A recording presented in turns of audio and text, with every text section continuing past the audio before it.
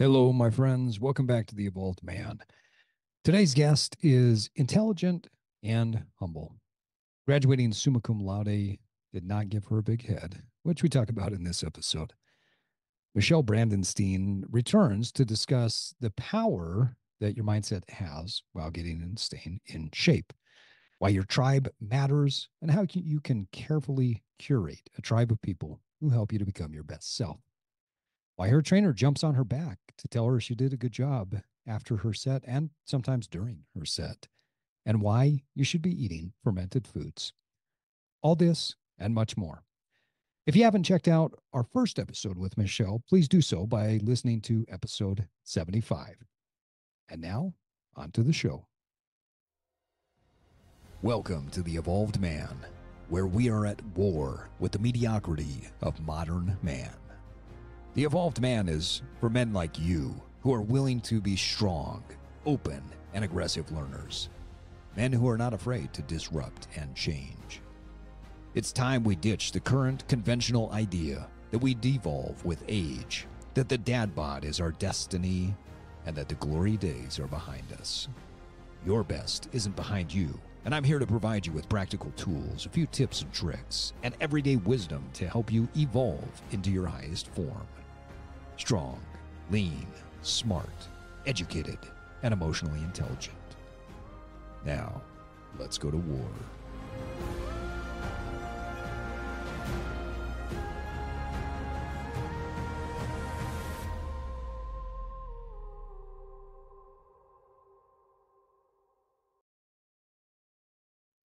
All right. Well, Michelle, welcome back. Oh, thanks, Steve. It's so good to be back. Yeah, great to have you. Thanks for coming in studio.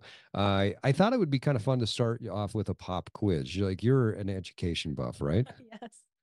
What did the word summa cum laude mean? Oh, that's when you have 4.0. Okay, but Wait. yeah. Oh, So yeah. you're super smart, right?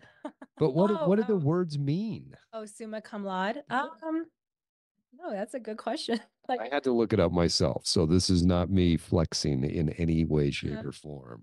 It means with highest honors. So highest yeah, honors. Yeah. yeah, at a 4.0. So what does it feel like to walk into a room and know that you are smarter than probably like 99% of the Oh. people out there? No, I mean, just in that subject.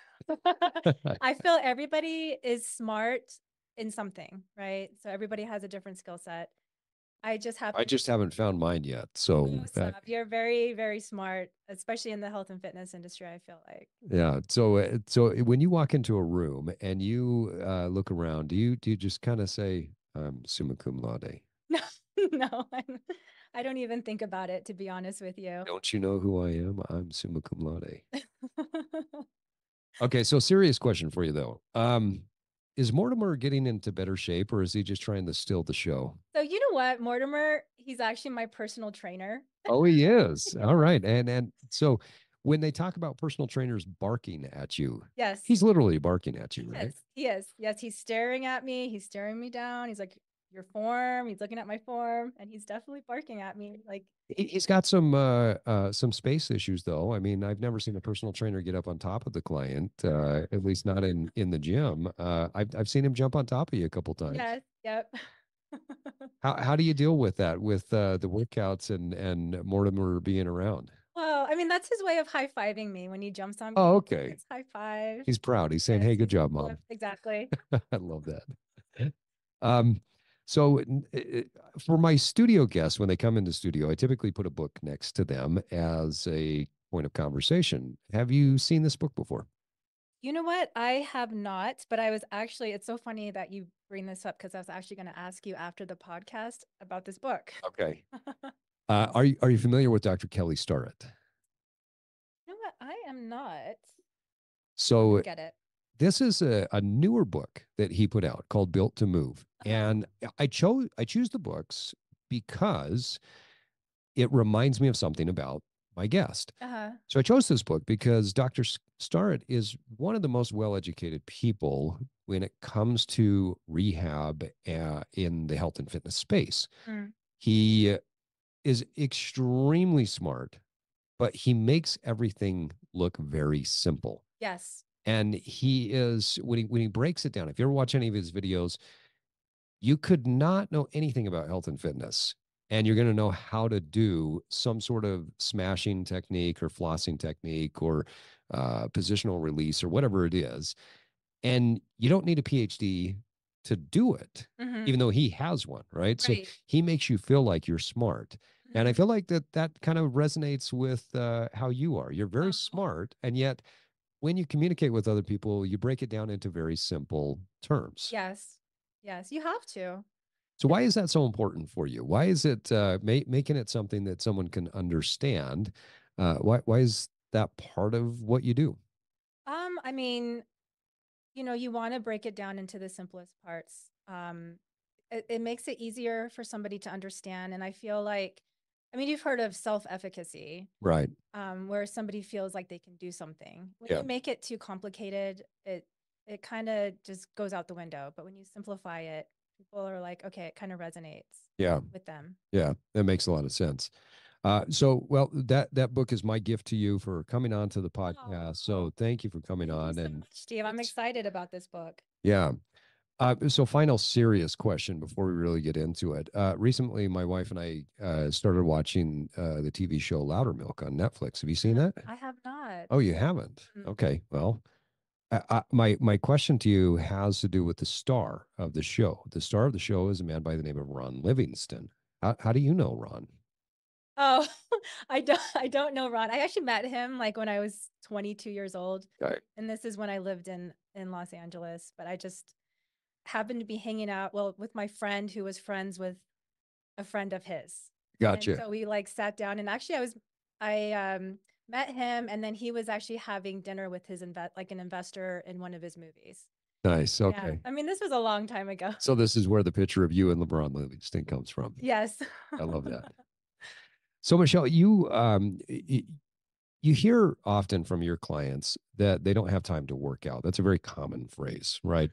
Men and women have used that excuse for decades. Why do people use that excuse? Um, I mean, I feel like people get caught up in their day and maybe there is some validity to that, like where they feel like they don't have time to work out. I mean, they're working, they got a family, and then they come home, they're exhausted, and maybe I don't want to say it's an excuse, maybe it is an excuse, but I think the tip that I would give for somebody that says like I don't have the time to work out, and maybe they don't, right? We look at their day.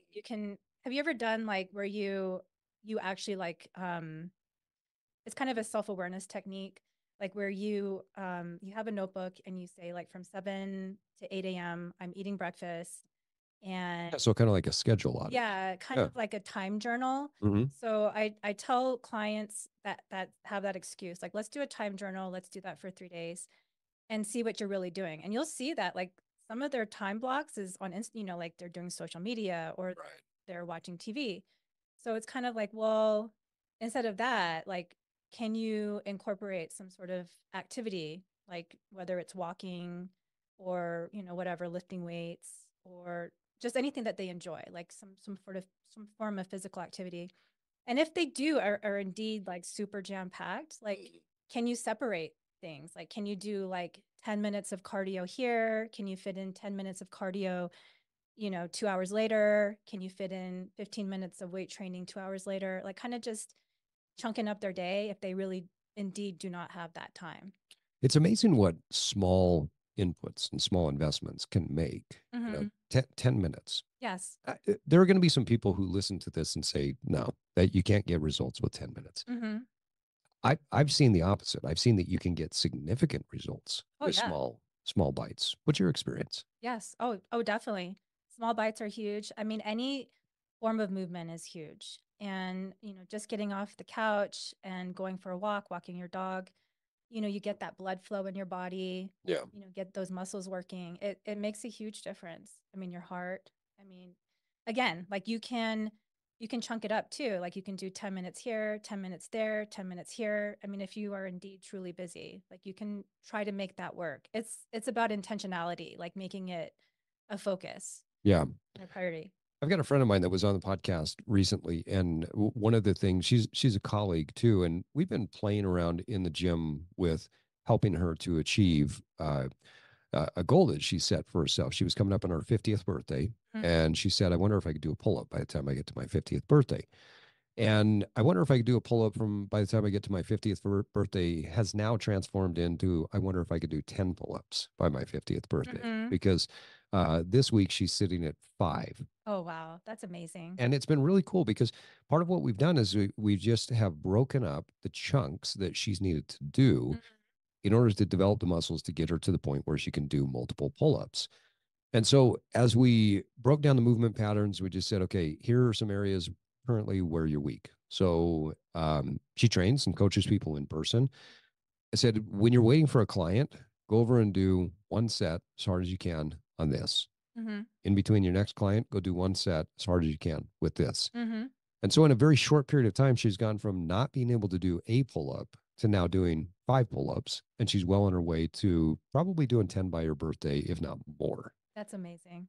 Less than 10 minutes, right? Chunked up a few times during the day. And she's going to be 50 years old.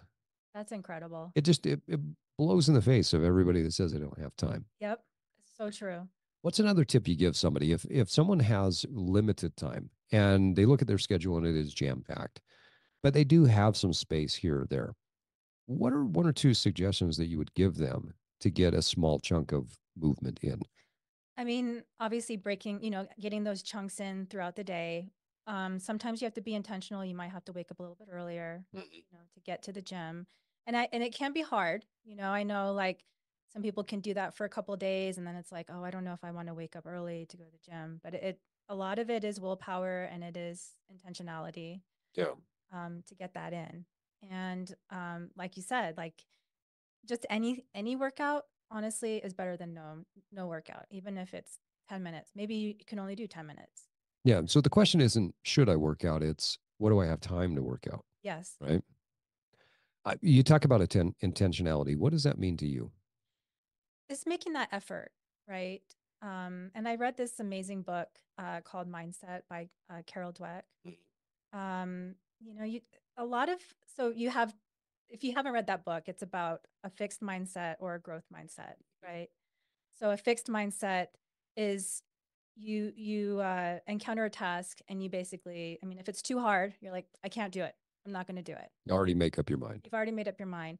A growth mindset person will look at that task and be like, well, I can't do that now, but maybe I can do that in the future. So what do I need to do to accomplish that task?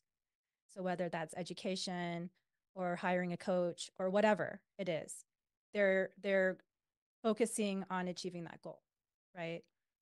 So with intentionality, it's the effort, right? Making that effort. So that ties into the whole growth mindset.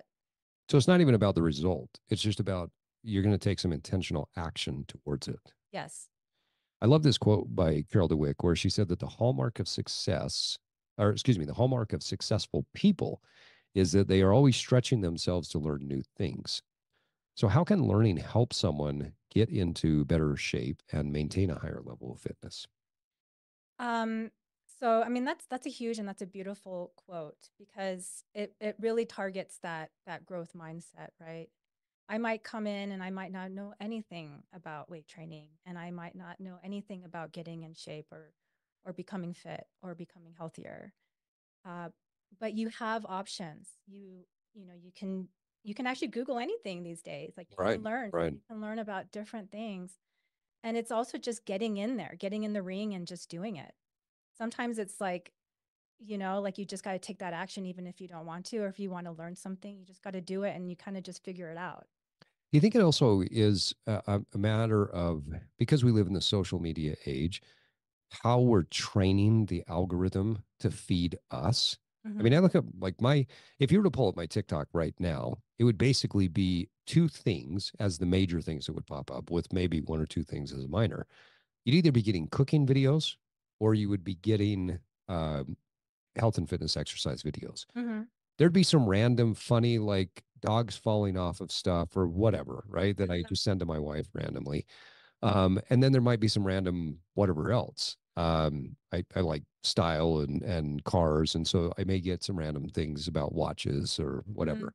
But the rest of my feed is pretty much the things that I'm actually interested in, Mhm. making great food and moving. Right. How much do you think that that plays into our overall education and leaning towards or leaning away from a healthy life? I mean, it's interesting, like the whole algorithm, it really targets what you're interested in, right? Right. So I, I'm a believer of like, surrounding yourself with people that you want to be like. So if you make friends that are interested in being active and being healthy, and even if you're like following them on Instagram and you're looking at their feeds, or targeting those kind of feeds or profiles, I feel like you're going to get more of that, like in that algorithm towards you, and maybe that might motivate you, to want to get more active, to get off the couch, Yeah. to get into better shape. It seems like we have we have the social networks that we have in person, and then we have the social networks online, right? And what we're taking in online probably, if we want to live an integrous life, should match up with what we're taking in person too, Right, right? right. You've got a great network of very fit, very active women that you're connected to. You go hiking, you go snowboarding together. Talk about how that's impacted your overall life. It's amazing. And it's funny because I actually end up attracting those people. I had to search for those people a long time ago, Initially, sure. but now I just attract them, and I find friends that are really into hiking, that are into weightlifting, that are into snowboarding. Yeah. I meet these women in classes or whatever it may be, just on the mountain or at the gym. You just become friends with these people. You have to be intentional too. Like you have to reach out to people like this as well. And it does attract, right? Yeah. I think part of what's cool too is, well, like the other day, I had posted something about being up on the mountain. You responded back and said, "Oh, snowbird, I got to get out there. I've only been to what, Solitude or Brighton this year." Yes. And it creates this interaction with like-minded people. Yeah. I'll do the same thing. I'll see Mhm. somebody out snowboarding. I know I've sent messages to you before of Mhm. like, "Hey, that looks awesome. How was the snow today?" Or I've got friends that when we're traveling and we're in Zion, that will say, "Man, we were just there. We were Mhm. just hiking." And so the online and in person, I think, is really cool because when you are intentional about building that tribe, Mhm. it it almost seems like it flows and supports and reinforces this lifestyle that you have intentionally chosen. Yep. What's your experience been? Just like you, like again, I had to be intentional about it in the past before I got into fitness and becoming a personal trainer, which was over 10 years ago. It would just be, friends that I have that maybe they weren't active, but like, hey, let's do it together. Let's be a team. Let's go on walks every Yeah. day. Let's try to be active. So sometimes you're not attracting those type of people, but you have friends that might be interested in trying to get into shape, and you can get into shape together and motivate each other and become that tribe. Yeah, you can become the tribe and the culture that you want. Mhm. A question for you. So you have a culinary background, right? Mhm. I do. Do you ever eat foods that your friends prepare and just wish that you could tactfully tell them how to make it better? I mean, yes, but honestly, like I appreciate food, and I appreciate the love. Like when my friends cook for me, I love it. Like, I mean, I have friends that are probably better cooks than me. I don't know, but yes. And you've probably gotten very good at the napkin sneak, right? Yes. Just quietly putting it here, and then we go throw the napkin away later. Dr. DeWick has also referenced that you don't know your abilities until you make a full commitment to developing them. Full commitment takes a longer time. It seems like people who start a fitness journey think that they're going to look great, lose weight in 12 weeks, because that's what fitness people tell them. And so then when they don't, they just stop. Right. Where do you see people stopping their fitness journey before they get the results? That's a very good question. And like people can be motivated, right? And motivation is not, I don't like to focus so much on motivation. It's a lot of it is discipline. Like you have to be disciplined. Motivation will get you maybe 2 weeks, 3 weeks. maybe a month. Yeah. Well, I think statistically, what was this thing that I read? I'm sure you've read this, but um, it's about 2 weeks for people that write a resolution down Mhm. until they just completely forget about it. Yes. So yeah, probably 2 weeks. Yeah, 2 weeks. And I feel like part of that is people make it very difficult for themselves. Like they feel like it's all or nothing, right? That all or nothing mentality, like where, I'm going to get in shape this year and I'm just going to go balls to the wall. I'm going to like go to the gym for 2 hours. I'm going to just eat chicken and rice and vegetables. And that's all I'm going to do. And it's like, that's hard. Yeah. Like, that is not an easy lifestyle. I Right? can't do that lifestyle. No, neither can I. Like it's too I hate that difficult. lifestyle. Yes. Yeah. So it's extremely important if you're gonna make goals like this, like you kind of need to challenge yourself a little bit, each week, like whatever it may be. But don't take on so much at once. I feel like that's where people fail and it's not sustainable, right? Like you got to find methods that are sustainable for you. And everybody's different. Everybody works differently, right? Right. For me Right. personally, like I love to micromanage myself and I have a lot of like I like structure and I have systems that I've created for myself in my life to keep me going and help me with my discipline and I guess motivation. But other people like they what motivates them is having fun, Yeah. trying to make Yeah. things fun, like it's different for everyone, but you got to find what works for you. Yeah. See, like you, I'm a disciplined guy. I Mhm. like to have my systems in place. If you look at my wife, she's not that she's not disciplined, but she's fun driven. Yes. If the workout isn't fun, if she can't move and enjoy, like if you were to say, okay, Danielle, we're going to pay you $1,000 to just go work out by yourself, or we're going to pay you nothing to go dance in a Mhm. room with 50 other women, like done deal. She's dancing because Uh-huh. it's more fun. Right. And she wouldn't care about the thousand. She might. She may Mhm. listen to this and say, "Well, no, I want the $1,000." But the fun is the big motivation for her. Right. Now, I don't always care about the fun. I like the accomplishment. I like the achievement. So I think you're right. It's about finding what motivates you. Right. Where do you see people giving up too soon, though? I feel like people give up too soon, again, like if they make it too difficult for themselves. And it's not I don't want to say it's not a priority because it is a priority in a lot of people's lives, but it's hard, right? It's uncomfortable and people don't like being uncomfortable, especially if they're starting and they've developed all these habits over a course of time, like a long, bad habits, right? Mm. Over a course of a long, whatever, say 3, 4, or 5, years. It's hard to implement those new habits that might be good, when they've been doing what they've been doing for so long. So, I mean, if you make it too difficult for yourself or you feel like you can't sustain this, then you're going to give up. I mean, nobody can sustain that. I mean, it takes a lot of willpower. And, willpower is a muscle. It's a muscle that you can, I mean, it's not a muscle, but it's like a muscle. No, it is. Yeah. Like you can train willpower, right? And you can train your discipline, but even the most disciplined person can only withstand so much. Have you ever read the book Willpower? I have. Yeah. Because I think you're right. Like it is a muscle, right? Mhm. I've read added several things. I actually kind of went on a really long deep dive, probably like a 3 or 4 month deep dive onto this. When I started to read Willpower, I found a bunch of other Audible courses on it, Mhm. and it's a diminishable resource, or excuse me, a diminishing resource. It's something that when you focus on willpower, you what's the stat? Like 40% of the energy that we use is used by the brain, right? Yes. And so when we are just constantly trying to grit our teeth and willpower our way through something, Mhm.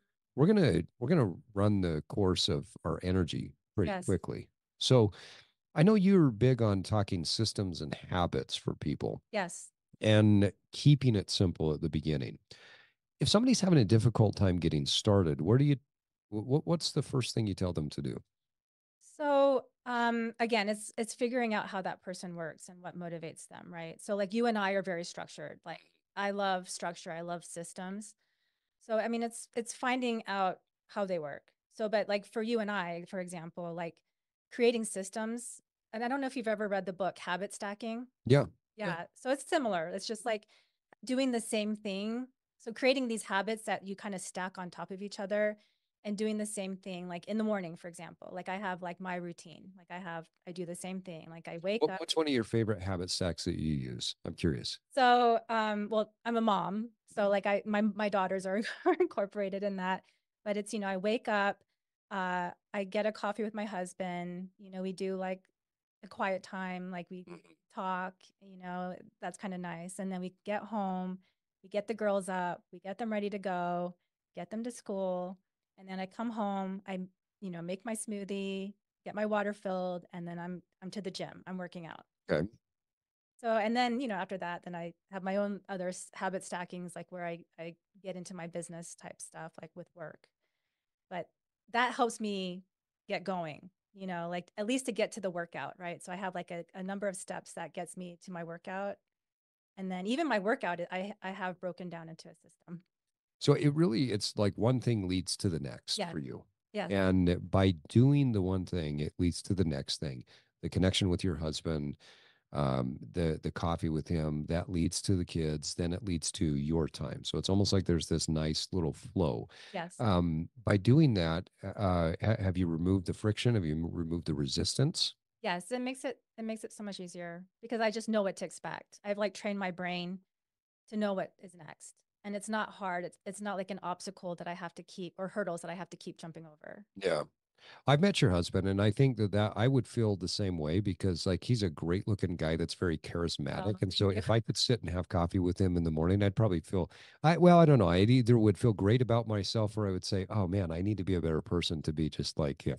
Um, so, these habit stacks help us to remove the resistance. Mm-hmm. Habit stacking essentially is just what's the habit that you're currently doing, and then how do you stack it with something else that's going to move you in the right direction. Now, one of my favorite habit stacks, I don't use this anymore, but I did when I worked at a company where I had to, like about a 45-minute commute.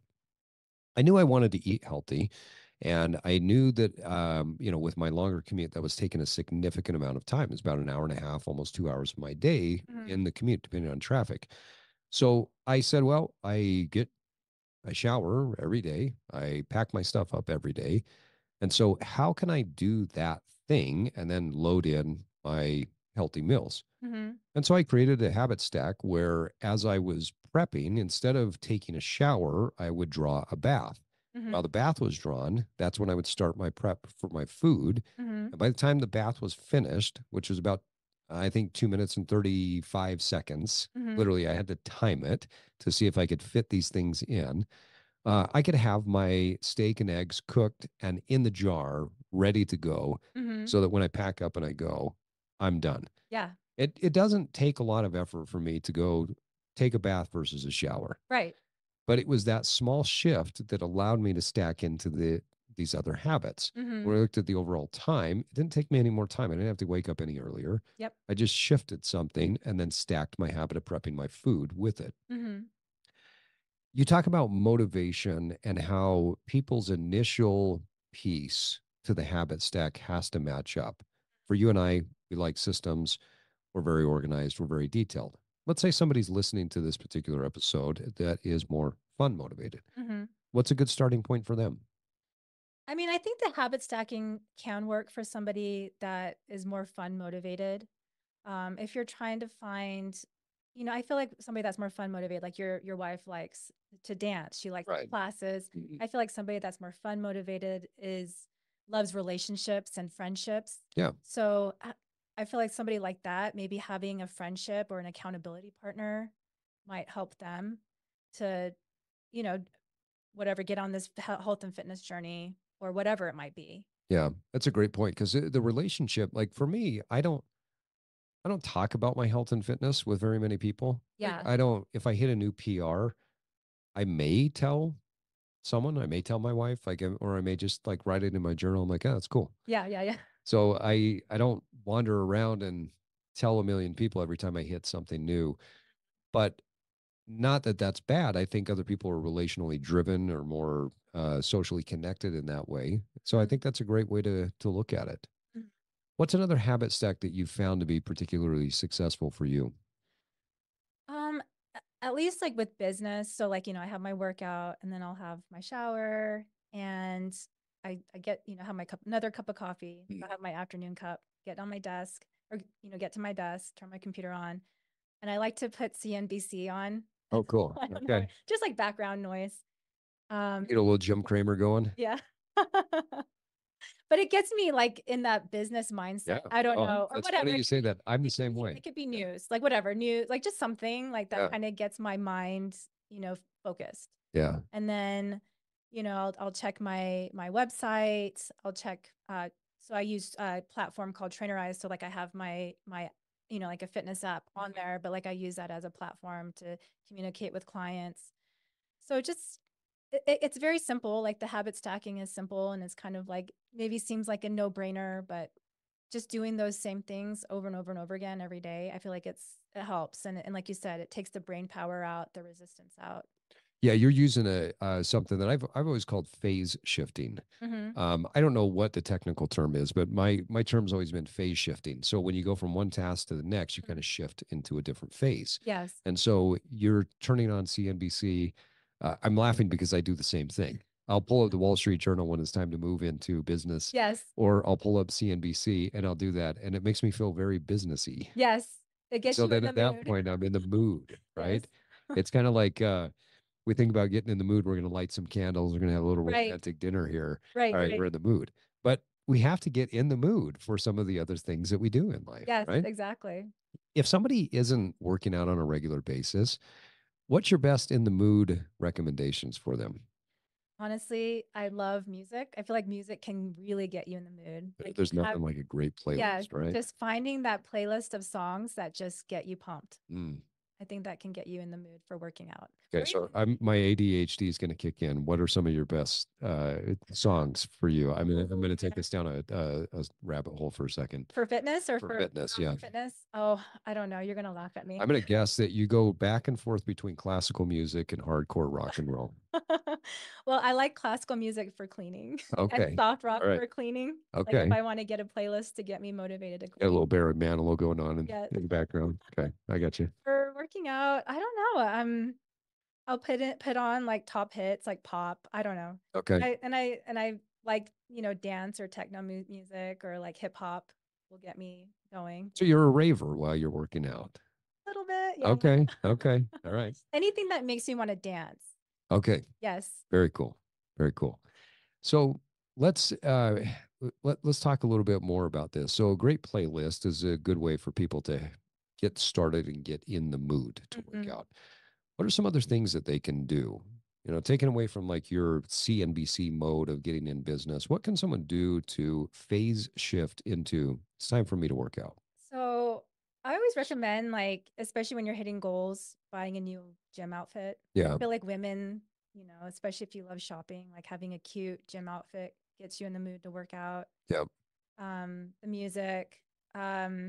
And then, just having that habit stack, I feel like is really helpful, or having that accountability partner, having that friend, to go to the gym with or hike with or whatever it may be.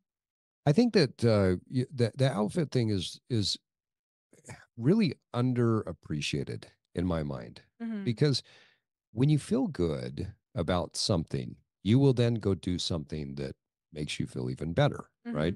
So even if it's buying a new pair of shoes or finding a tank top or a t-shirt that fits you better, like I was talking to a client the other day, and he's made some amazing changes. And I said, okay, so talk to me about what do you wear when you go into the gym? Oh, old t-shirt. And like, dude, look at your arms. Are you wearing a t-shirt that just swallows your arms up? I don't know. I guess I just don't think about it. Well, what if you actually got something that fit you? So he shifted over to shirts that actually fit around his arms. Like, wow, that does make a big shift to my psyche. Yeah. So dress in a way that shows love, shows respect, but also gets you in the mood. Yes. Right? Yep. Because if you look good, you're going to go do other things to look good. And, it motivates you, to want to continue to want to look better or just maintain that or whatever it may be. Yeah. It's almost like we're borrowing a little bit of the feel good from the clothing so that we can then go do other things to make us feel good, Right. right? All right. So we got great music. We got a new outfit. What else? The friends.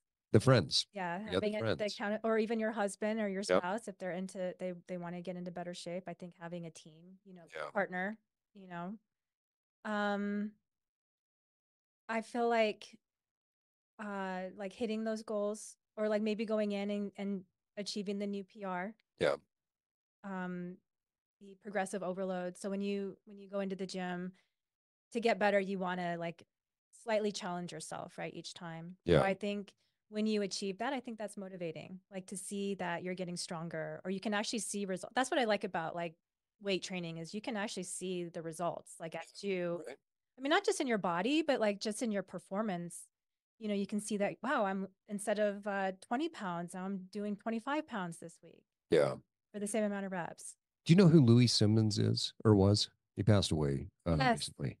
Yeah. So Louis Simmons, for our listeners who don't know, Louis Simmons was he started West Side Barbell in Mhm. Ohio, and I he got on my radar over 2 decades ago, uh, because he was the first guy that was really using chains in strength workouts. Mhm. And so, he would throw chains on the side of the barbell, he'd squat down. And so when you're at the bottom, you're lifting less weight. When you're at the top, you're lifting more weight, right? Mhm. So this accommodating resistance concept, Louis was really the one that in America pioneered that. Mhm. Russians were using it, Germans were using it, the Chinese were using it, some of the more dominant strength countries were using it, but Louis was the guy that said, hey, let's start using this here. So Louis developed a system called the conjugate system. And they're part of that whole process, as I've studied it over the years, is that they try to PR, they try to hit a high point almost every workout. And for some people that hear that, they're like, there's no way you can continue to PR. Well, but what they're doing is they're hitting multiple exercises per week. And so they're not trying to hit the same exercise and a PR for that exercise every single week. So, for instance, I'm not trying to bench press and hit a new PR for bench press every week. Mhm. That's not sustainable. Right. But what the conjugate system that they put together did was it said, okay, we've got about 50, 60, 70 exercises that we rotate through. Pick one of those each week that you're going to hit something new. And when I read that, I thought, what a novel concept. What if you did that just once a week at least, Mhm. where you had one of the things that you were doing where you did more? Mhm. Last week I did 15 push-ups. This week I did 16. Mhm. Next week, could I do 17? Mhm. And then I give up my push-up goal for a couple of weeks and I go to my squats. And could I do 5 more pounds on my squats? Could I do, and just rotating through. So it's this constant process of Mhm. winning and doing a little bit better across 50, 60, 70 different exercises. Mhm. What's your take on it? I mean, I love that. And it made me, it makes me think of this parable. Maybe you've heard of that parable, where this guy, he has a calf, and every day he picks up the calf Oh yeah, until Milo. it becomes a cow. Mm-hmm. Yeah. And he's picking up the cow. Yeah, I've got the book in the other room. So Milo of Croton. Yeah. Yeah. So as he was actually, from what we understand, he was a real person. Mhm. The legend of it is that he was a descendant of Hercules. Mhm. But yeah, he would pick up and put the calf on his back every day until it became a cow, and then he became world, renowned and was the best wrestler of history. And that just it's a powerful lesson Yeah. that a small impact, or excuse me, a small intentional input, as you've called it, can make such a big difference over time. Yes. Any other tips for people for getting themselves in the mood for exercise? So the systems, I feel like the habit stacking. So we talked about the outfits. I mean, like again, sometimes it takes pulling out that willpower and just getting into the gym. And maybe you need a system in the gym. And Yeah. I feel like knowing what you're doing in the gym is also helpful. So a lot of people go in the gym and they get intimidated because they don't know what to do. And that makes them give up. Yeah. They might go in, they might do some bicep curls, and they might do some tricep pull downs. And they're like, I don't really know what to do next. Mhm. So I feel like education is also extremely important. Hiring a coach is extremely important. Actually, last year I was learning how to snowboard.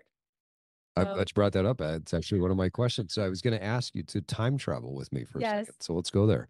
So if we went back 2 years ago, how good of a snowboarder were you? I didn't know how to snowboard. So a year ago, where were you? Beginning. Where are you at now? I'm doing blacks. I'm doing moguls. I'm doing, I mean, I feel like I'm doing it. And then also that's the personal trainer in me. Like I have to be doing things with great form. Yeah, right. It's got to But look good. yes, but I mean, and that can tie in with the mindset book because it's a growth mindset. When I was last year, like when I did that lesson, actually it was yeah, the year before it in March. It was like the last day of the season. I did like a snowboarding lesson and it was the worst. I felt so bad for the snowboard instructor and I was probably his worst client. Did he give you a blue ribbon for that? Yeah. Yeah. He was so frustrated with me. You've I was graduated summa cum laude and being my worst client. exactly, exactly. And I just that after that lesson, I wanted to cry. I was like, that was so embarrassing because like I expect better from myself, but it's like, you know what? I'm gonna get good at this. And that motivated me, that pushed me, and the following season last year, I started from scratch, and I could stand on my board, but I was like, I couldn't really maneuver. I was, hesitant. I'd fall on my butt a lot. I got hurt a lot. But I was just really determined, and this is the growth mindset. Because I could have been like had the fixed mindset and been like, you know what, I can't do this. Like this is ridiculous. Like I'm not going to achieve this. Mhm. I can't. It's too hard. But I decided to have that growth mindset and just continue and continue every time. Like I'd go on the slope, I'd be like, you know what, I just want to get a little bit better at something, whatever. Like feel like I just accomplished something a little bit better. And every time I went, I did get a little bit better and I ended up hiring a coach.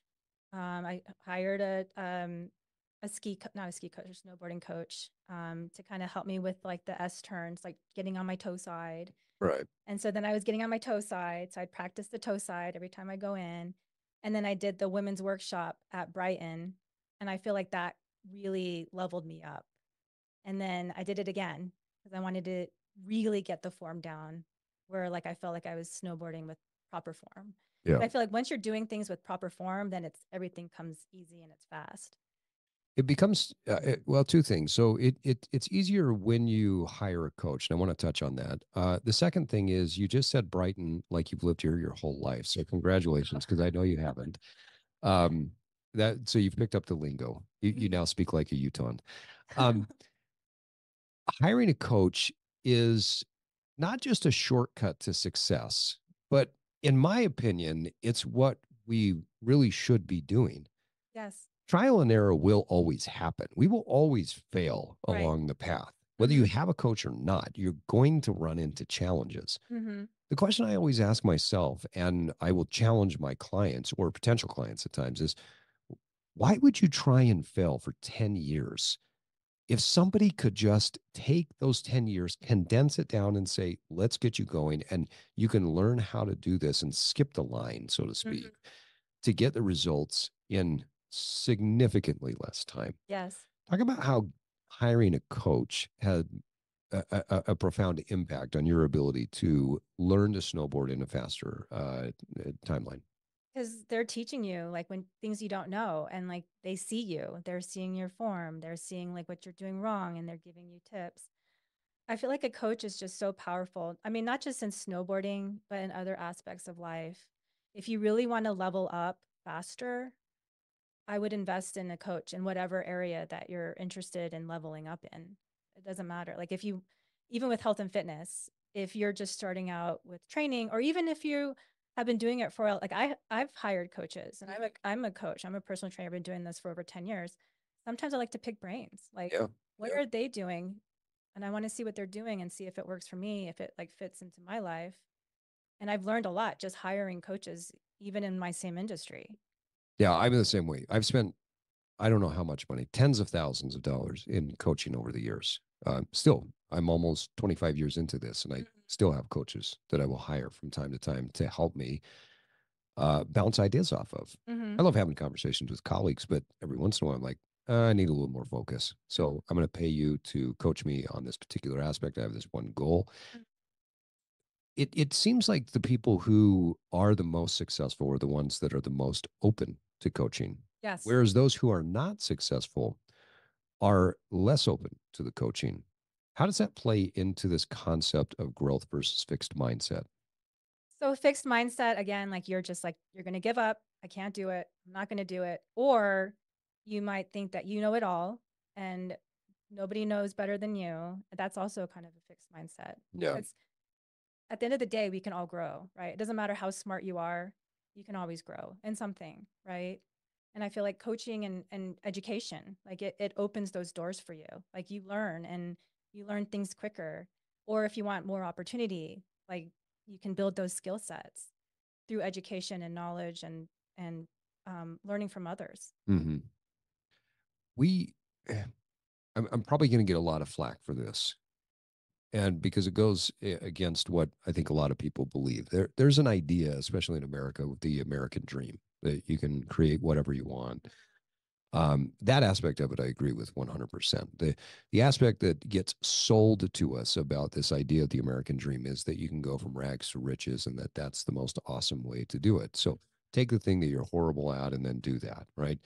So Dweck's research showed that everybody can get better. Mm-hmm. I think if you take what she showed, you put that with some of the research by the folks who wrote the book Strengths Finder, Mm-hmm. and you say, okay, there are some things that you can do in the areas where you're naturally have an affinity, and you can improve those. Then what happens is you've moved the fulcrum in Mm-hmm. life, and so there's an old movie. Did you ever watch the movie Rudy? Yes. Yeah. I like that movie. So a lot of people love Rudy because it's a really cool story. It's heartwarming. You know, everybody loves Sean Astin and how he did that. But to me, Rudy's also kind of a silly movie because it's like, why would you work that hard to just go play for a few minutes? Like, Right. I get it, but maybe he would have been smarter being the person that did something else. Maybe he was Mm-hmm. really intelligent in math, or maybe whatever it is, right? And if he were to lean into some things that he was actually really good at, put the same amount of hard work and effort into those, then could he have done something that was even more impactful, right? Mm-hmm. So I wonder what the balance is with people relative to their success and how their natural affinity towards something goes. Mm-hmm. As you mentioned earlier, when people get started, you kind of want to know where are they coming from, right? Mm-hmm. What would they lean towards? And then lean into this concept of the growth mindset. Mm-hmm. I mean, I don't think anybody that knows me is shocked and surprised that I've never played in the NBA or that I've never stood on the Mr. Olympia stage, Mm-hmm. right? Um, I'd love for you to talk a little bit about how do we create a balance between the things that we might have a natural affinity towards, but also leaning into the growth mindset of I can improve. Yes. Well, I mean, I'm a firm believer in what Carol said that everybody can improve. Yeah. But then you got the anomalies, like you got the NBA player. I mean, yes, like we're not all going to be NBA players. We're not Right. going to have that talent. We're not going to be, have that height or whatever. And she But does talk about that in the book, right? To be fair, I mean, some yes, people criticized her work and said, well, it's all about, planting the seed of lack of hope or hope that should never be there. But she does talk about it. She's like, not everybody's going to be the NBA player. right, Can you get better at basketball? Yeah. I mean, if you're really bad and you practice, you're going to get better. Are you going right, to make it into the NBA? Probably not. right. So yeah, you have those anomalies that, we maybe like maybe you never knew you had that talent. Like maybe Right. you're amazing at basketball and maybe you could play for the NBA. But most of us know, I think we can get better. Yes. And I think that's motivating. And I like that you brought up that Strengths Finder book because we all have our own strengths. And I feel like with this growth mindset, if you do discover your superpowers, your strengths, building on those, or you can focus on, improving your weaknesses. So, yeah, I like that you brought up that book, The Strengths Finder, because we all have different strengths, especially if you take that quiz, which I think is awesome. Yeah. It takes like less than 5 minutes. Yeah, and then you can find out what you are strong in and what you might be weaker in. Mhm. really focusing on building those strengths, but you can also work on improving those strengths. But that's also growth mindset, because you can have the fixed mindset of your weaknesses and be like, I'm never going to get better at this, which will stunt your growth as a person, and your skill set. Yeah. I think it's an important thing to understand and put it into context, right? Context is king. Yes, we can improve in just about anything. And we're also going to improve in the things that we're probably naturally have an affinity towards as well. Right. Right. So I loved playing basketball when I was a kid, but I will never play in the NBA. I think that much is clear. Let's talk motivation. So more often than not, the crux for people isn't knowing that they should move a little bit more and eat a little bit different. It's getting the drive to get going and stay with it. When people start, let's say that someone has already started a program and then they lose the motivation. What causes the demotivation? I think what causes the demotivation, I mean, it can be a number of factors, but probably the main one is that it's uncomfortable and it's not fun and it's not enjoyable. They don't have that self-efficacy for it. Okay. That it feels too hard to do. Or maybe they feel like they don't have enough time and they can't fit it in their day, or they get distracted with something else and then it just doesn't happen. How do you, let's say that someone has started a workout program, got a client, they start a workout program, they're 2 weeks in, they're 4 weeks in, and they say, Michelle, I haven't lost my weight yet. And they become demotivated. What's your response? Well, I don't like to focus so much on weight. So is this like no progress at all? Like no, like even body fat, Even in, nothing? well, in their mind, right? I look in the mirror, I'm the same. The scale hasn't changed. I'm not making any changes. I would probably ask them, like, are you sure you're not making any changes? Like, have you gotten your blood work done? Have we checked your body fat? Have we checked your measurements? And usually, I mean, that's something that I do with clients on a weekly basis is we will take measurements, we will take body fat, because weight, it's like a number of different factors, right? Like you could be retaining water. Yep. And that fluctuates. So taking body fat is knowing like how much fat have you lost? Like, you might be the same weight, but maybe you're holding on to a pound of water, but you actually lost a pound of fat as well. And then measurements will show that. Yeah. There's a growth mindset versus a fixed mindset piece to this as well, Yes. from my perspective, Yes. right? We I can't remember the name of the book off the top of my head, but the name of the author, but the name of the book is Drawing on the Right Side of the Brain. And the author of that book talks about how much of life we go through it, we don't actually see what's in front of us. We imagine it. And so, like, for instance, if I said, hey, Michelle, draw a picture of a horse, 9 out of 10 people would draw something that would be a representation out of a horse, right? It'd be kind of bad, maybe really bad, depending on the person. But it wouldn't be the horse that might even be standing in front of them, because they don't have the ability to see the nuances of how the horse, where the mane falls, what the shadow is right underneath the nose. And so we go through life and we get a fixed mindset on what we see in the mirror, what we see on the scale. And we tell ourselves we're not changing, but that might not be the case. And it sounds like part of how you help people to stay motivated is by peeling the onion layer back a little bit more and asking more questions. Why is weight not the only thing that people should track?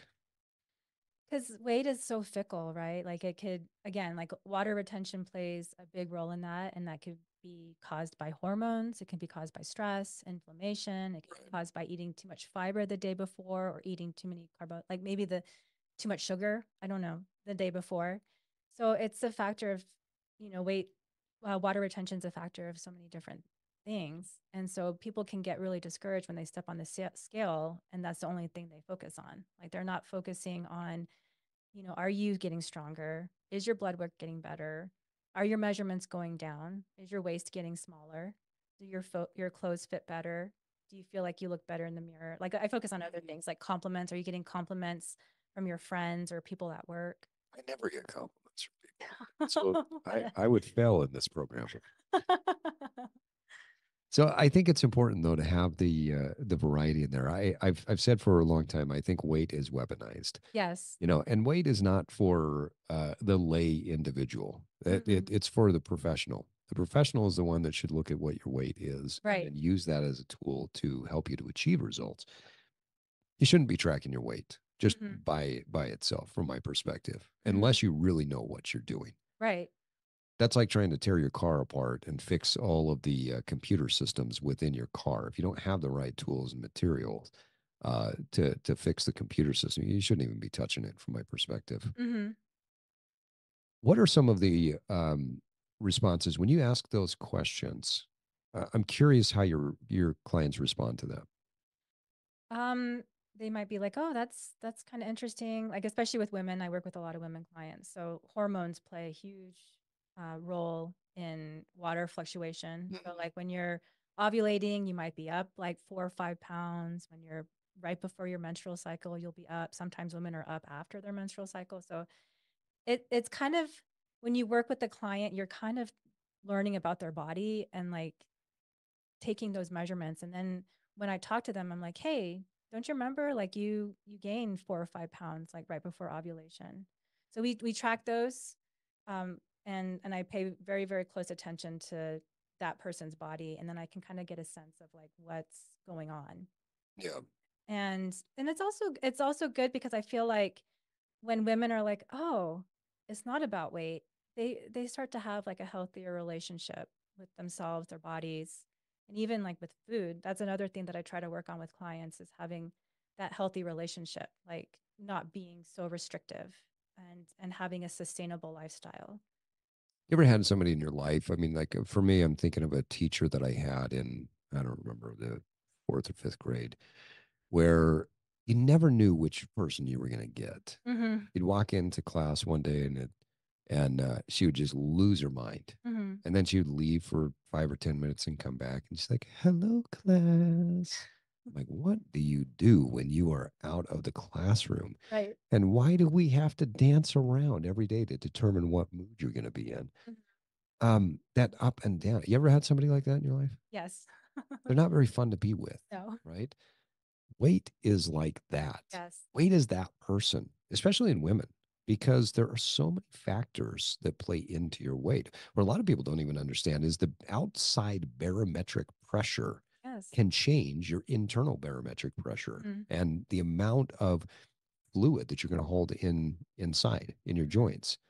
Um, we went to the hospital one time because my wife thought she was in labor.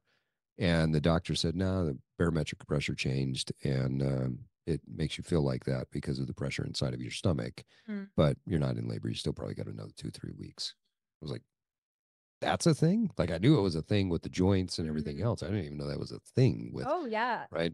But That's something that I've been reading about the barometric pressure. Like it can affect your mood. Like it can right. affect different things. Yeah. Yeah, the pressure that we have inside of our skull, the pressure that we have internally, like we are Mhm. pressurized human beings Yes. inside, right? Mhm. And so that can affect weight overall. And so Mhm. weight is just a horrible way to track. Yes. Let's say that somebody has started a weight loss or a fitness journey and they've gone a couple of weeks in, they've lost some motivation. They're not a client of yours, so they're not having you or somebody else Mhm. ask them the relevant questions. What are some questions that they could ask themselves, or what's something that they can do to remotivate and get going again? I think tracking progress is very important. Like having that data in front of you and seeing that yes, I am making progress even though my weight is not going down. Right. So taking those measurements, I feel like taking measurements weekly. Mhm. And if you're able to take your body fat, I think being able to take that weekly or biweekly is important. And then Okay. taking photos is important. And I think not being so hard on yourself too. I feel like we're like all so hard on ourselves. Like just kind of looking at it like as if you're just observing somebody else's body. Like if you're looking at photos, like seeing those gradual changes, because they will be gradual. But like if you were to compare this month, 3 months from now, like you'll see big changes or bigger changes. Yeah.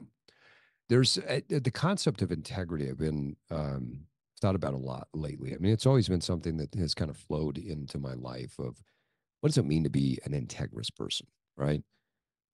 I don't know that a lot of us live a sense of integrity when it comes to how we treat ourselves versus how we treat other people.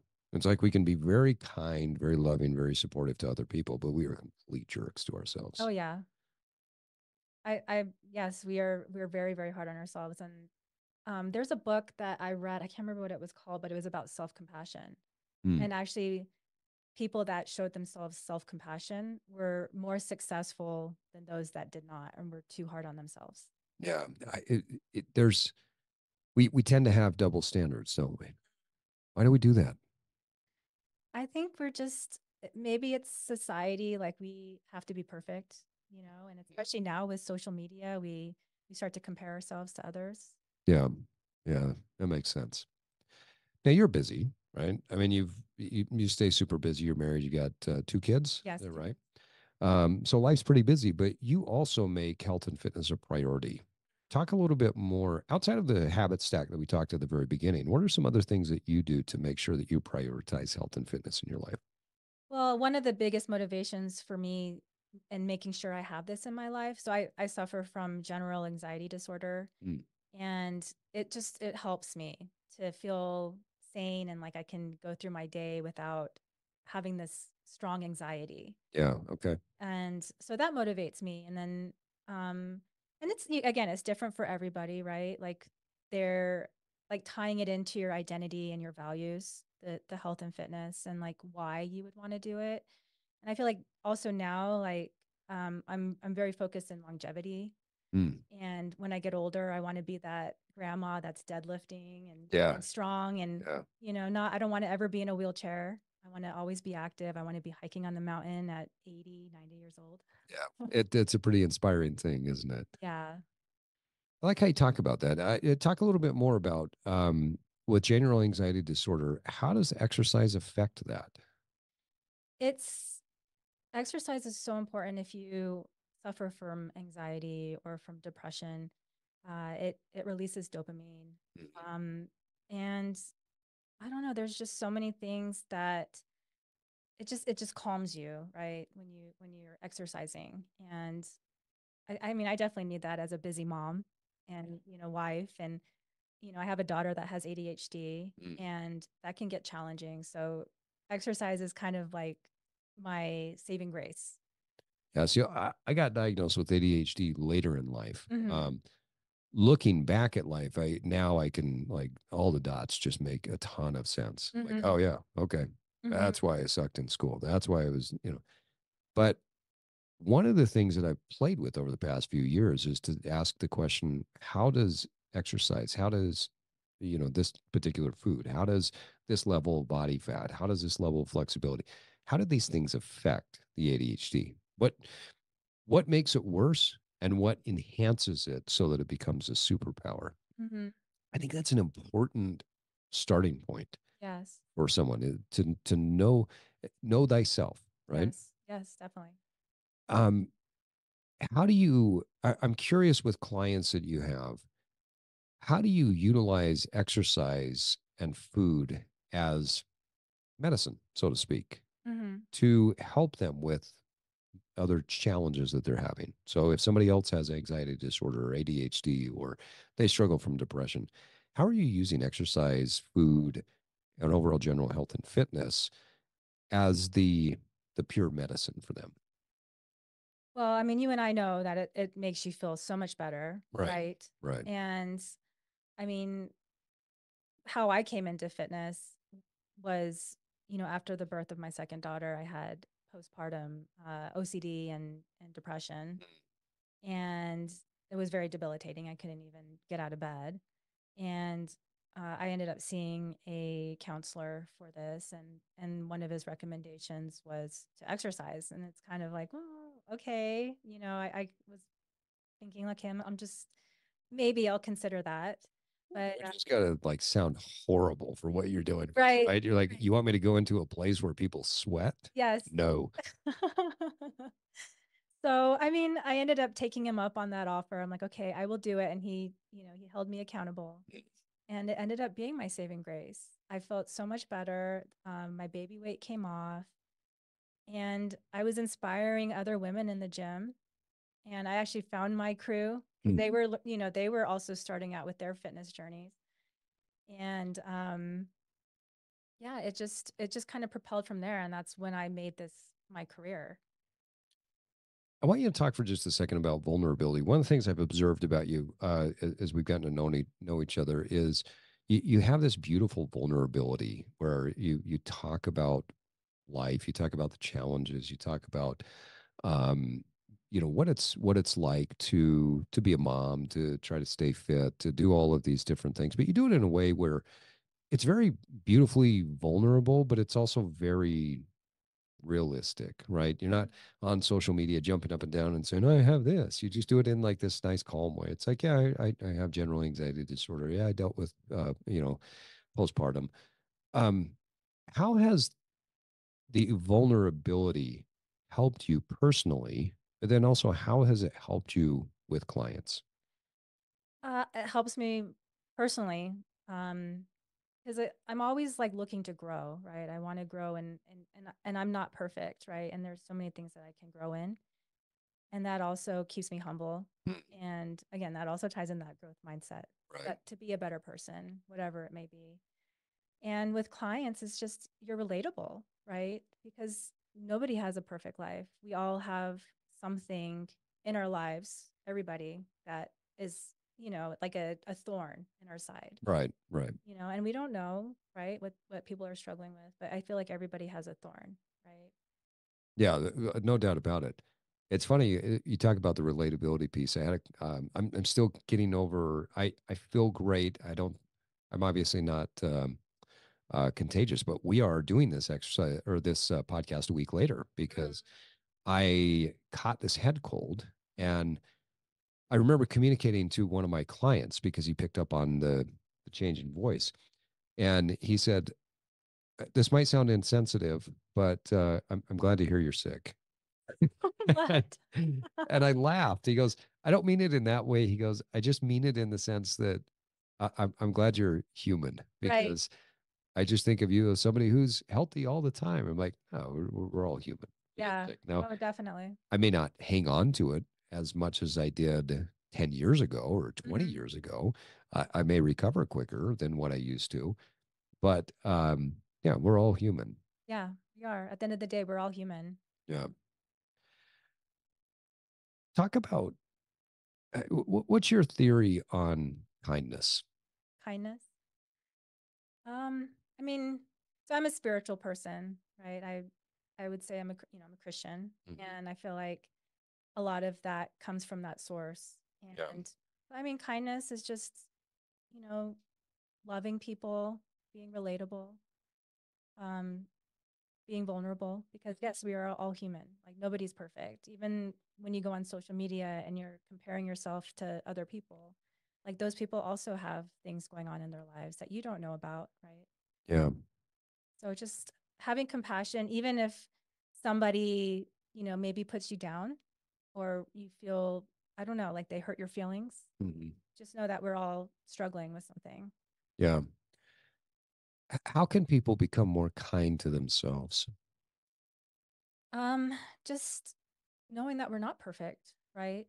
That we will fall short on many things, but it's okay because the next day we can get up and try again, right? So self-compassion is saying, it's not saying like, I'm just going to just let it go. I ate bad. Okay. I'm just going to just give up. Self-compassion is saying, okay, maybe, I ate that whole cake yesterday, but you know what? It's fine. Like I'm going to dust myself off and I'm going to start over the next day, clean slate. Yeah.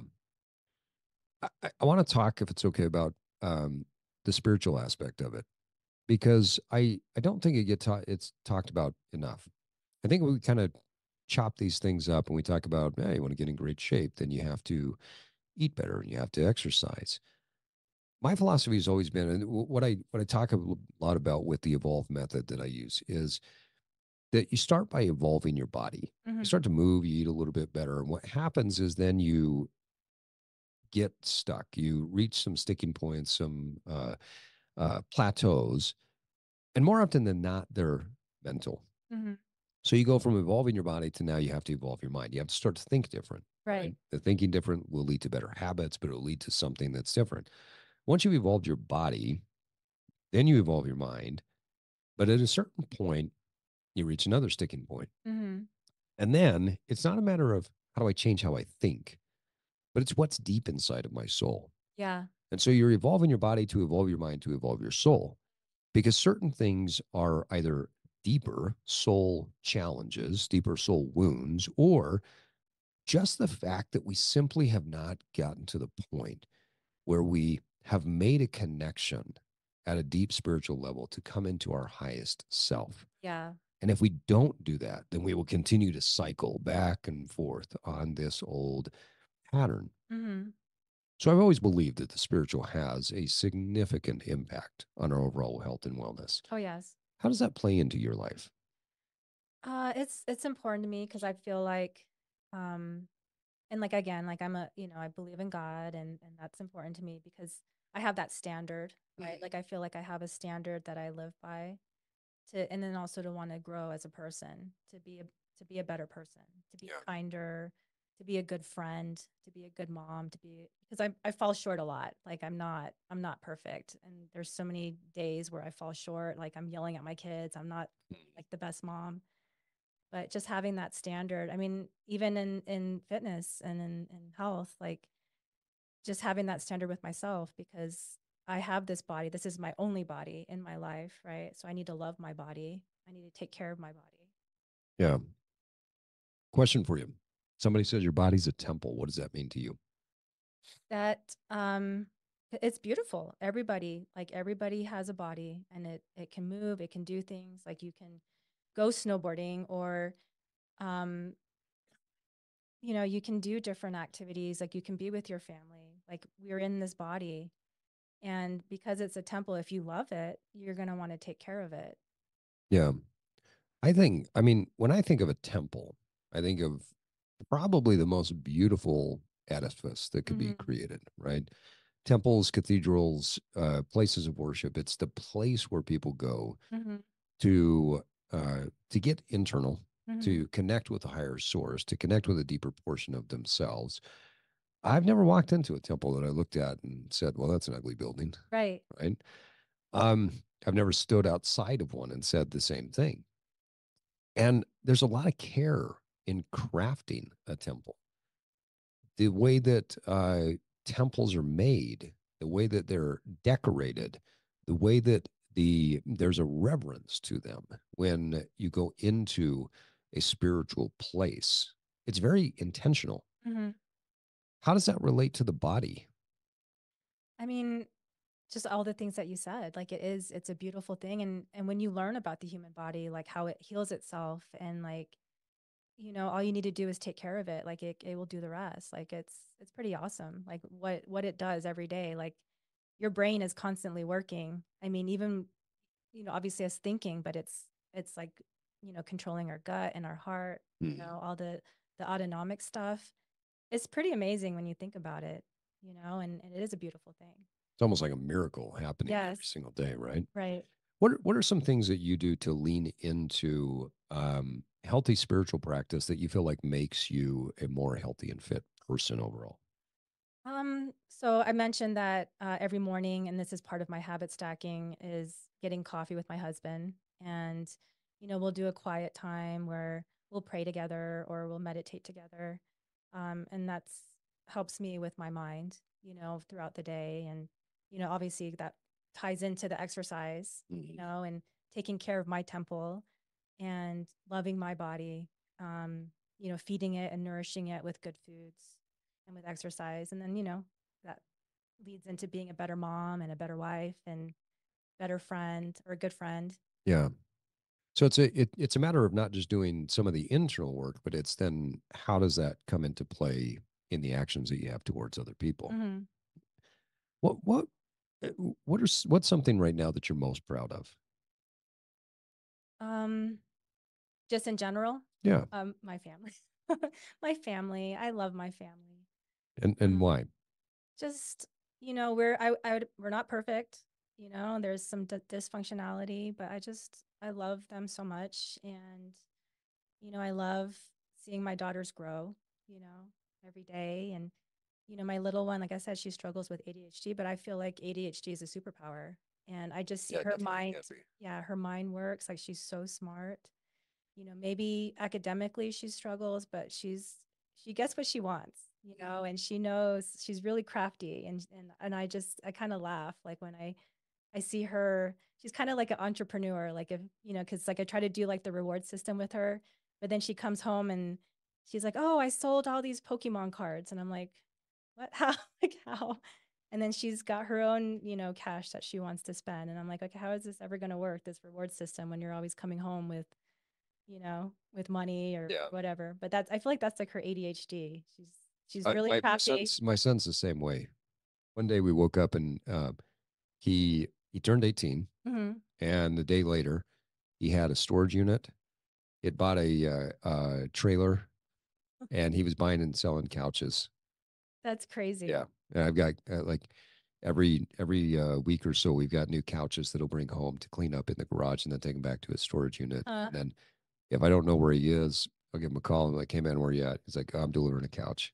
I'm picking up the couch. I love it. How'd you do? Smart. What was your margin? And it's fun, but that's where that's where the ADHD becomes that superpower. Yeah. What else what are you proud of about yourself? About myself? I think the efforts that I try to make in life, the intentionality, I'm proud of that. Just trying, trying hard at whatever I do and just putting my all into it. What are some of the philosophical battles that you wrestle with on your personal path of evolution? Philosophical? You mean like, are we going deep? Like with or just however you want to take it. Oh, okay. Go as deep as you want. Philosophical. I don't know. That's a kind of a hard question to answer. You mean like in religion or? No, it could just be like as you're growing as a human being, what do you run up against where you're like, oh, I don't know about that? Yeah, I mean, obviously, like yes, like I've made fitness my life, but there's things that like, habits that I've made, bad habits, right, that are hard to break. And that's why I kind of like, again, that makes me relatable now. Yeah. There's habits that I'd like to change that are hard. They're kind of ingrained in me. So, yeah, that's one that's pretty tough, is like trying to overcome that. And, I'm trying systems, I'm trying to do all of those things. Yeah. I think for me, it was one of the biggest philosophical battles I've had to fight is I always want to be like a loving, caring, compassionate, empathic person, right? But what I found over the years is I didn't necessarily give myself that same treatment, and I had to learn, and I guess in all honesty, I'm still learning how to be more caring, compassionate, and empathic to myself. The biggest philosophical battle is that if I put myself first, I'm actually better at serving other people. Yeah. And for decades, I thought it was the opposite. Throw yourself into service of others, take care of others first, and you're going to grow along the way. And I found that if I invest in myself more, then I actually have more to give. Yeah. And so the concept of loving yourself first and then allows you to love others with greater depth. Yeah. That was probably one of the biggest philosophical battles that I've had to face and have had to, work to overcome. Not perfect at it, but it's something that I feel like if I look back 10 years ago, I made some significant strides. Yeah. No, you know what, I've actually, and I love that because I think it's the same with me. I think that's one thing that I've had to battle is that self-love. Yeah. Yeah. How from your perspective, how can people do a better job at showing self-love? I mean, sometimes you have to fake it till you make it. I don't know if you've read, there's a book that I read, You're Not Your Brain. No. Have you read that? But I love the title. Yeah, it's written by a neurologist, and there's science that you can grow, different dendrites. Like you can create new pathways. And basically what he was saying, can't remember if it was the mind or the brain, but one of them was developed over like just habits of like, self-sabotage or having low self-esteem and putting yourself down. And you just kind of do that day after day after day, it becomes now you're always doing it, right? So I can't remember if it was the mind or the brain. I think it was the brain. And then the mind is like where you can change that. You can kind of reprogram it. But in the book, he was talking about sometimes you have to fake it till you make it type of deal. Like look in the mirror, even though you don't feel it. Like if you don't feel like you love yourself, just tell yourself you love yourself. Like you're a good person. I love you. Even if you don't feel it. But just, there's a lot of power to that, right? I've actually talked about that a lot when I go lecture to corporations, where I'll talk about this concept of we talk about fake it till you make it. The way I look at it is you're actually making it, because there's always two creations, right? Whenever you create something, like the house and the studio that we're sitting in, this was created first in someone's mind. Yeah. And they wrote it down on a piece of paper and said, this is how we're going to build it. And then it was created in the physical world. So I think there's always two creations. There's the ethereal or spiritual creation, then there's the physical creation. And so I think that when we create something in the ethereal, when we look at ourselves and we say, wow, I'm great at this, we are creating it. We're not necessarily faking it. We're actually making it. We're making something happen. Yeah. Now, it might be low level, right? We may not totally feel like we're awesome, that that's the coolest thing in the world, or that we're beautiful or wonderful or whatever it is. But we are turning the knob. Yeah. And we are actually making it. What's your thought? No, I totally agree. Yeah, I think it's an interesting concept. I want to shift gears just for a second. I'm curious. How often do you eat kimchi? Oh, pretty much every day. When I pulled up doing some prep for the interview, Uh-huh. and I'm going through some photos, because I like to prep and make sure that I know as much as I can about my guests as possible. I couldn't count the number of pictures of kimchi. Well, I'm Korean. Like, I love kimchi. But you love kimchi. Oh, I love it so much. Why is it such an important part of your diet? I mean, I love the way it tastes, and I grew up on it, but it's obviously proven that there's so many probiotics, and it's also there's a lot of vitamin C, so it helps with colds. Actually, I think there was a study done in Korea. I can't remember if it was like the surrounding countries where they were getting colds and then Koreans were not getting colds, and they were like wondering why. And they found that lots of kimchi that they're burying. Yes, Yeah, that's fascinating. There's a lot of research that's come out that says that there's probably like 70 to 80% of our overall immune system comes from the gut. Yes. And the interaction that the gut has and the microbiota that it has with the other organs. And so you've written before that fermented foods and getting the microbiota build up from whole foods versus taking a pill is more impactful. Talk a little bit more about that. Because when you take it in a pill, I feel like it's not. I mean, some of it might be alive. Like if you're, and obviously, if you buy a probiotic, you should probably freeze it or put it in the refrigerator just to keep it alive. When it's coming from food, like it's alive. Yeah, it's grown. Yeah.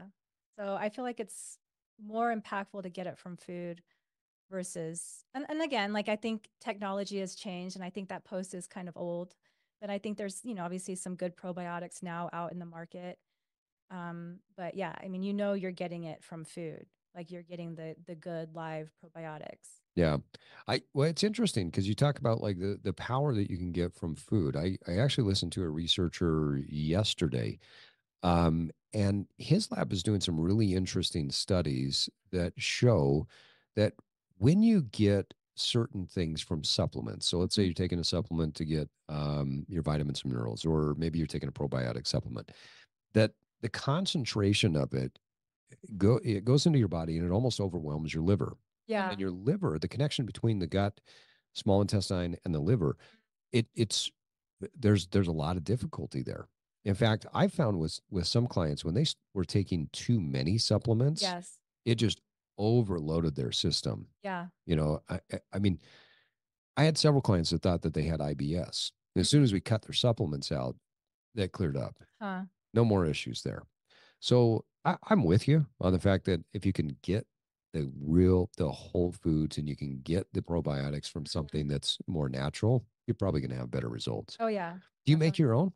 I do. Yeah. I mean, I have it because I found a good kimchi at Seoul Market Okay. here in Murray. Okay. But before then, yes, I would make my own. It's at Soma. I need to. Yeah, Okay. go get it. It's really good. So they You have have, to send me a picture of it. yeah, they actually make their own kimchi there. That's delicious. So my And- brother lived in Korea for a period of time, and he talked about going out to the back of the house with the people that he knew, and they would just take the pots, fill it up, bury it under the ground, Yep. leave it there. I don't know how long you leave it, Uh-huh. like a few weeks, from what I understand, Probably. and then they would unbury it, and there's your kimchi. Yeah. Yeah. And I think like in the ground, it stays a certain temperature Right. constant. And so like it ferments better. Yeah. Yeah. That was my So the understanding. flavor is better. Yeah. Yeah. All right. So I gotta figure out what the kimchi recipe is from you.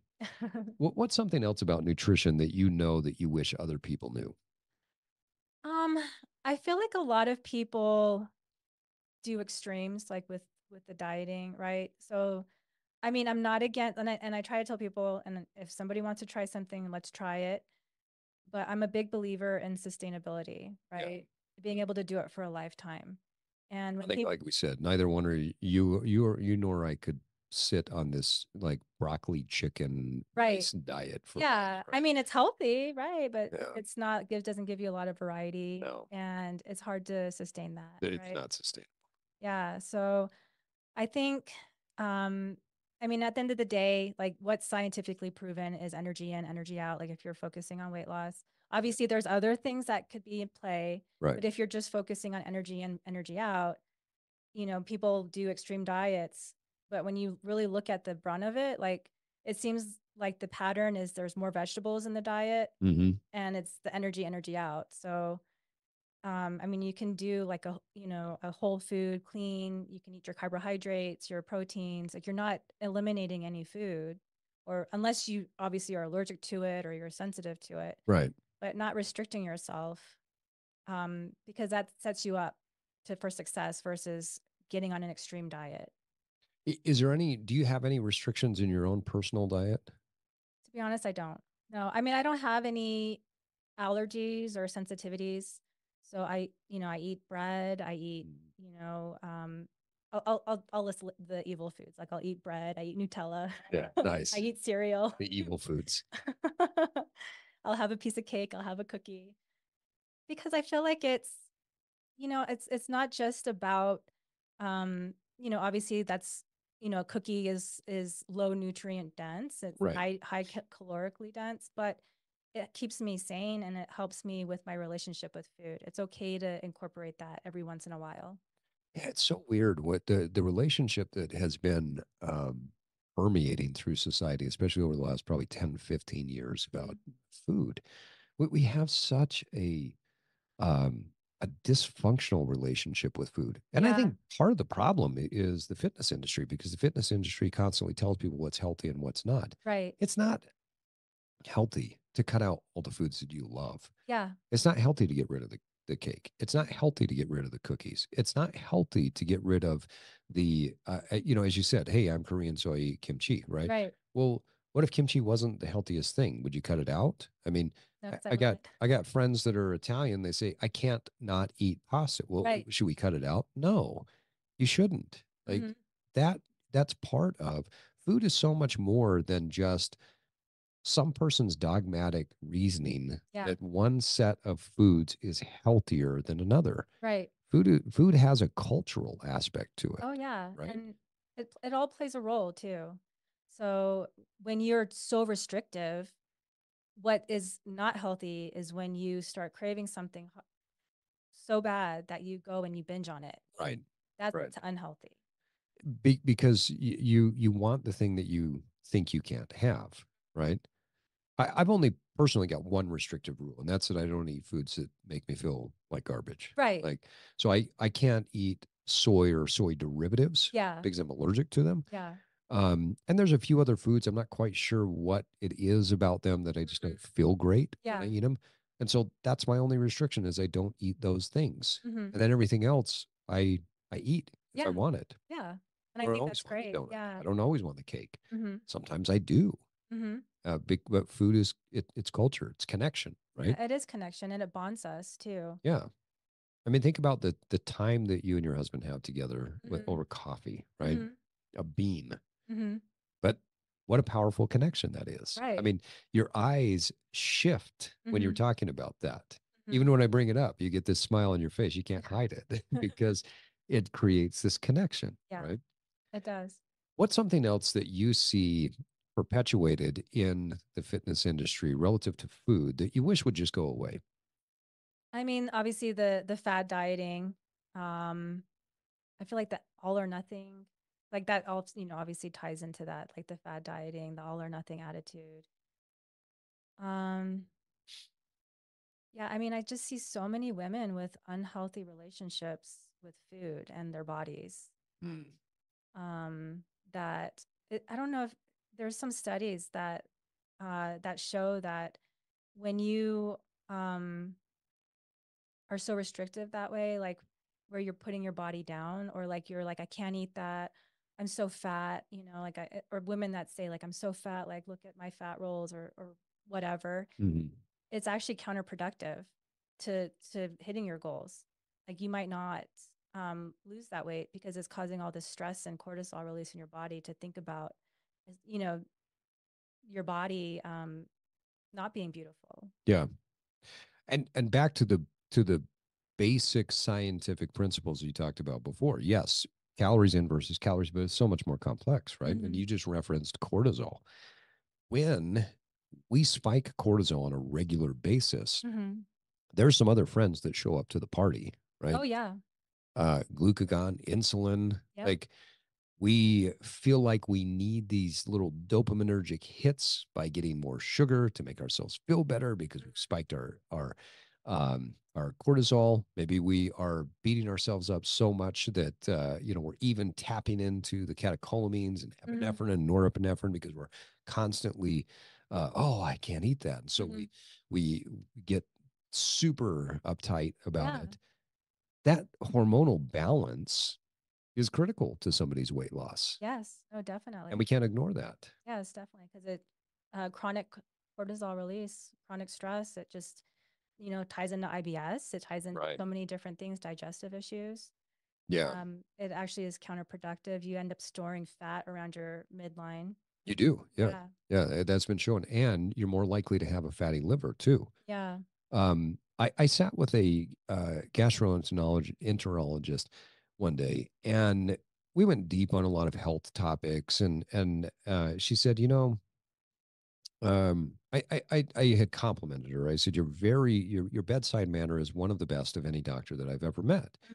And she said, thank you. I found that probably more than 9 out of 10 people that come into my office that their problems were psychological related. She says that doesn't mean it's in their head, Right. that they don't have digestive issues, that they don't have, IBS or whatever it is that they are dealing with. She said, but it's stress related. Mm-hmm. And so the psychosocial emotional piece has such a powerful impact into Mm-hmm. how it affects the gut. Yeah. She goes, so I had to work on getting people very calm and very comfortable to talk to me because that was the medicine. Anything else I prescribed was just almost placebo in effect. And I thought, what a fascinating way of looking at it. Here's uh, um, a doctor that I can't even remember if she'd been 30 or 40 years in the business by the time we met in business, in a totally separate business. But I was blown away by that observation. Mm. How does your mood affect what you want to eat? I mean, you nailed a lot of like the physiological responses when you're stressed, right? Like you start releasing all these other hormones, right? Yeah. And your parasympathetic. So you're like your autonomic system is constantly on overdrive, right? So your parasympathetic system might not be balancing out. So, I mean, yeah, like at least for me, like when I'm stressed, I start craving sugar, which sounds like that. I'm the same way. Yeah, Yeah, physiological sure. response. Yeah. Yep. Yeah. What do you do? I'm curious. So, as we're on the topic of stress, what do you do when you start to feel a sense of being maybe overly stressed? What are some tactics that you do to bring it down so that you don't reach towards things that might be less health promoting? I mean, one of the most effective tools in my toolbox is just going for a walk. Mm. Yeah, Why is that? I think that just really helps, like connecting with nature. I mean, like I live right next to a trail, so I just go on a walk and I just breathe deep, and I just feel like very connected, and it really helps me with my stress. That or just getting out of the house and doing something that I enjoy. Like, Um, I mean, obviously hiking, but it's winter, so I'm not doing as much sure. hiking. Um, or just going to the store or like shopping or finding uh fun foods or Yeah, yeah, getting out, doing something, change of location. yeah, change of location, working out. But I mean, the walking, I feel like I do that a lot. Yeah, it's pretty powerful how walking can change things. Yeah. I read something at one point, I can't remember who it was, that talked about that walking, we have the fight, flight, or freeze, right? And walking is actually a flight mechanism, but because it's so mild, Yeah. it actually helps us to tap into that parasympathetic portion of the nervous system and then calms us down. So while it is a flight, it's the best flight we can do because it gives us time to calm down, connect with nature. There's a lot of research talking about how nature helps to tap into the parasympathetic nervous system and help us calm down. Extremely powerful stuff. Michelle, we're coming up on our time, but one final question for you. As you have evolved as a person over the years, what is something that you used to believe that you no longer do? I fell into the fad, like before getting into health and fitness and all of that, before all of that, I was one of those girls that hated their bodies. Always felt like I wasn't, had body dysmorphia, even though the average person would be like, "Oh, you look good." Right. I just felt like I didn't, and I had that low self-esteem. So I kind of fell into that trap of and I even had like orthorexia, like where there was foods that I wouldn't eat because I felt like it would make me fat. So like I feel like I can relate to women like that when I train them, like when they feel that way or they have that low self-esteem or those insecurities. Like I'm like, well, I've had that before too. Yeah. But now I feel, you know, like I have a very healthy relationship with my body, a healthy relationship with food. Like I love my body, right? And I feel like that really motivates me to want to take care of it. Yeah, what a beautiful way to put it. And again, I think it's a relatable thing, but I think it's also inspiring because there are a lot of people that live in that space. And I think it's inspiring and hopeful and helpful for people to hear that you don't just arrive there. Yeah. It takes work, it takes effort, and we've all been there in some way, shape, or form. Well, Michelle, for our listeners who want to learn more about you, hear more about how could they hire you as a coach? What are all the cool things that you're doing? How can they keep up with you? Where do you want them to go? You can visit my website at www.mb-elite.com, or you can visit my Facebook page. My username is MB_elite. I think it's MB_elite_fitness and nutrition. Great.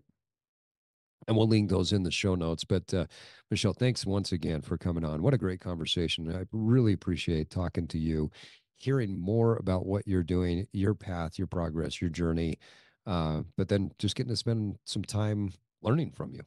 Thanks so much. Thank you so much, Steve. And I learned a lot from you too today. I appreciate it. Thank you. Thanks for joining me today for this episode of The Evolved Man. If you're learning from and gaining value from this podcast, please subscribe to the Evolved Man newsletter, where I can support you even more in your personal evolution. I want to help you reverse engineer your success. The Evolved Man newsletter is like getting a free coaching session to keep you moving forward on your path of personal success. Go to theevolvedmanpodcast.com to sign up today. If you found value in this episode, you can give us up to a 5-star rating on Apple and Spotify and share it with your network. That's the best way to support the podcast so we can continue to get great guests and provide you with the best wisdom for your daily life. Until next time, keep evolving.